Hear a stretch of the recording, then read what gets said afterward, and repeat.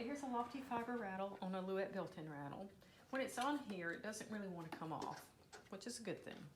So when you get ready to remove it, just slightly pull up and it should pop right out of the clips. The clips can be taken off like this, of course. But let's talk about putting the rattle on the Loom. So when you get ready to put one on, there are little grooves here, and there is these clips kind of just snap into place. We usually ship suggest two with every 6-inch section. You can get by with one every now and then if you like. I'm gonna just pop these on. Oops. Pop these on before I start to put it on the built-in rattle. Oops, there we go.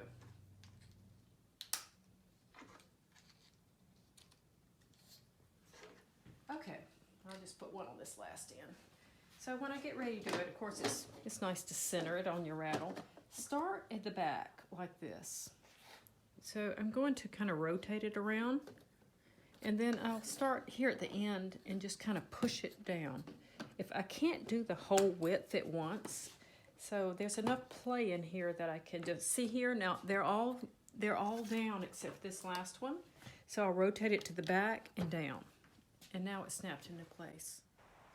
And here's another way to get the LoftyFiber Raddle onto the Louet built-in rattle. So taking the clips, I've got an array positioned here, roughly centered, and I'll snap a few of these clips, generally about 2 per 6-inch section. It's nice to have.